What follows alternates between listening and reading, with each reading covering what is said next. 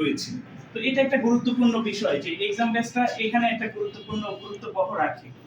দ্বিতীয় কথা হচ্ছে আমাদের যে জায়গাটা আপনি যে কোনো এক্সাম বেসে যে কোনো কোচিং এ যেখানেই ভর্তি হন না কেন এটা গুরুত্ব কেন সেটাই বলছি। দ্বিতীয় যে জায়গাটা দেখেন যে টাইম ম্যানেজমেন্ট শেখাবে আপনাকে।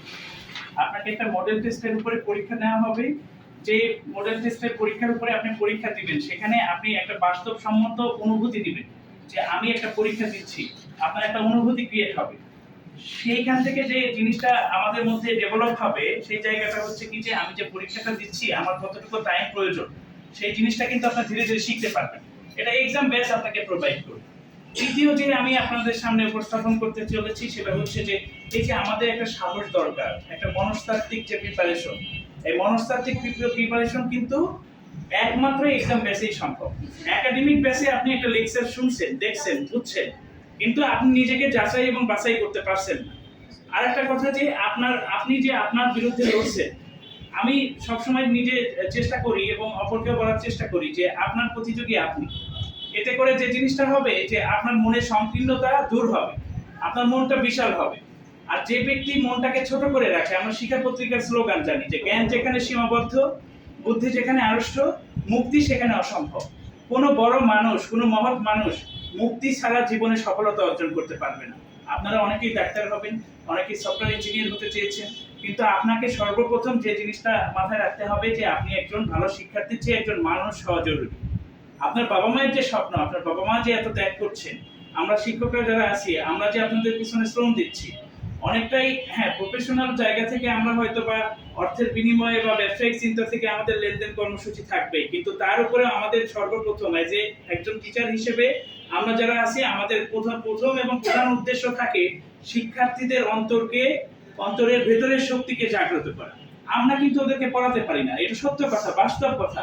আমরা আপনাদেরকে কখনোই পড়াতে পারবো না যদি আপনি সেটা না পড়েন। আমরা শুধু কি করতে পারি, আপনার ভেতরে যে আগুন সেই আগুনটাকে প্রজ্বলিত করতে পারি। আপনাকেই পথ চলতে হবে, আপনাকেই এগিয়ে যেতে হবে। এটা আপনার একান্ত ব্যক্তিগত লড়াই। এখানে কেউ কারোর জায়গা দিবে না, কেউ নিবেও না। আমরা শুধুমাত্র আপনাকে আগুনটা জ্বালিয়ে বলবো যে পথটা এই দিক, সেই পথটা কতটুকু কণ্ঠকাকীর্ণ আছে বা সেই পথটা কি ফুল বিছানার পথ আছে নাকি কাঁটাযুক্ত পথ আছে, এটা কিন্তু আপনাকেই ধীরে ধীরে একবার করে এগোতে হবে এবং এটা পর্যবেক্ষণ করতে হবে। তো এক্সাম বেস আপনাকে সেই টাইম ম্যানেজমেন্টটা শেখাবে। টাইম ম্যানেজমেন্ট কিভাবে যে সময়ের মধ্যে আপনি আপনার পরীক্ষাটাকে চমৎকারভাবে উপস্থাপন করে শেষ করবেন সেই জিনিসটা যে কোনো এক্সাম বেস এটা আপনাকে প্রোভাইড করবে। এটা একটা গুরুত্বপূর্ণ একটা পয়েন্ট বলে আমি মনে করি। দ্বিতীয় যে মনস্তাত্ত্বিক জায়গাটা আমাদের কিন্তু অনেকের যারা প্রিপারেশন একটু কম থাকতেই পারে, সেই জায়গাটাকে ডেভেলপ করার জন্য এক্সাম বেস একটা গুরুত্বপূর্ণ বিষয়। আপনি যখন পরীক্ষা দিবেন, নিজেকে যখন আপডেট করবেন প্রতিনিয়ত, তখন আপনার মধ্যে একটা আত্মবিশ্বাস তৈরি হবে। এমনিতেই আমি এ প্লাস পাবো, এমনিতেই আমি ভালো কিছু করব, এটা বলা সহজ, কিন্তু করতে গেলে খুবই কঠিন। মীর মোশাররফ হোসেন বলেছেন যে একটা কথা বলেছেন যে তিনি বলেছেন উপদেশ দেওয়া সহজ, উপায় বলিয়ে দেওয়া শক্ত। আমরা উপদেশ যে কেউ দিতে পারি, পছন্দ করি। আমি এনাকে দিলাম, উনি ওনাকে দিল, সবাই উপদেশ দিতে পছন্দ করি, কিন্তু উপায়টা কিন্তু নিজেই করতে হবে। আমরা উপদেশ দিতে পারি, উপায় নিজেরই খুঁজতে হবে। তো এক্সাম বেস আপনাকে সেই সুযোগটা দিবে যে আপনার মনস্তাত্ত্বিকভাবে আপনাকে ডেভেলপ করবে, প্রতিযোগিতায় অংশগ্রহণের জন্য টিপস অ্যান্ড ট্রিক্স দেখাবে, আপনার গ্যাপগুলো আছে সেই গ্যাপগুলো ফিল আপ করবে, এবং পাশাপাশি আপনাকে একজন আদর্শ প্রতিযোগী হওয়ার জন্য, লড়াই করার জন্য আপনাকে কিন্তু ওইভাবে তৈরি করবে। এই জন্য আমি মনে করি যে এক্সাম বেসটা গুরুত্বপূর্ণ। এখন আপনারা কোথায় দিবেন কি না দিবেন এটা আপনাদের একান্ত সিদ্ধান্ত, একান্ত ব্যক্তিগত বিষয়। তবে আমি যেহেতু সিজন কোচিং সেন্টারে আছি, সিজন কোচিং সেন্টারে যে জায়গাটা ইনারা সৃজনশীলতা বিকাশের লক্ষ্যে কাজ করছে। কিভাবে কাজ করছে? আমাদের উদ্দেশ্য শুধুমাত্র একজন শিক্ষার্থীকে একাডেমিক শিক্ষায় শিক্ষিত করা নয়।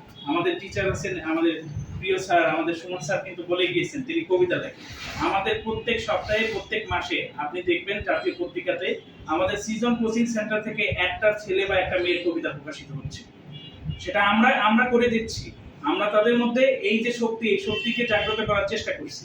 প্রত্যেক মাসে সিজন কোচিং সেন্টারে কোনো না কোনো স্টুডেন্টের কবিতা যাবে, সেটা যেন পত্রিকা না, জাতীয় পত্রিকা, মানব কণ্ঠ হোক, সমকাল হোক, জায়গা থেকে হোক।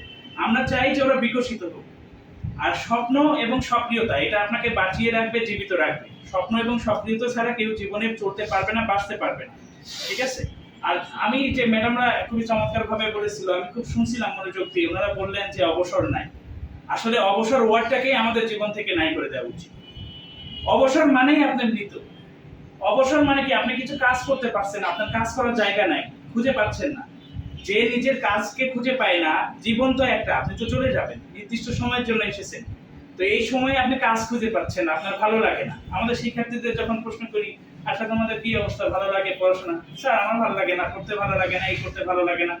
এত ভালো লাগে না কেন? কারণ লক্ষ্য সম্পর্কে আমরা অবগত নই, আমরা আমাদের স্বপ্ন সম্পর্কে অবগত নই। আর আমরা যে পেশাগত জায়গার পাশাপাশি আমরা একটা স্বপ্নকে লালন করব। কারণ মনুষ্য জীবনের চরম সার্থকতা হচ্ছে মানুষের জীবনে একে অপরের কাজে লাগা, তাকে একটু এগিয়ে নেওয়া। সিজন কোচিং সেন্টারের যে মানবন্টন এবং এক্সাম বেসের যে পরিস্থিতি, আপনারা যাচাই বাছাই করলে বুঝতে পারবেন যে এখানে কি করা হয়। আমাদের প্রত্যেকটা প্রশ্ন বিভিন্ন জাতীয় পত্রিকা থেকে কালেক্ট করা হয়। আপনারা জানেন যে জাতীয় পত্রিকার নির্দিষ্ট একটা পাতা থাকে, সব সাপ্তাহিক যে পাতাগুলো থাকে, যেগুলা মানে বোর্ডে যারা কর্তারা থাকেন বা ভালো ভালো স্যাররা, তারা কিন্তু এই প্রশ্নগুলো করে থাকেন। বিগত 10 বছরের যে প্রশ্ন অ্যানালাইসিস, আমরা সেখান থেকে অ্যানালাইসিস করে প্রশ্নগুলো মেক করার চেষ্টা করি যে এই 10 বছরে কি ধরনের প্রশ্ন প্যাটার্ন হচ্ছে, আমাদের কি ধরনের প্রশ্ন আসবে। একটা জিনিস মনস্থ থেকে আমি বাংলার স্যার হিসেবে বলছি, স্যার একটু সময় নিয়ে এসেছেন যে পরীক্ষাটা হয় কিন্তু বাংলা প্রথম পত্র দিয়ে শুরু হয়, এসএসসি পরীক্ষাটা। অথচ বিজ্ঞান বিভাগের যারা এখানে আসেন, আমি মানে এটা বলার জন্য বলছি না, আমার একটা আপু ঢাকা বিশ্ববিদ্যালয়ে পড়ে, উনি বলেছিলেন যে বাংলা আমাদের মাতৃভাষা, যার কারণে আমরা খুব সহজভাবে নিই। মনস্তাত্ত্বিক দিক থেকেও আমরা একটু আচ্ছা ঠিক আছে ওকে হয়ে যাবে। কিন্তু এইবারে এসএসসি পরীক্ষা আমাদের 58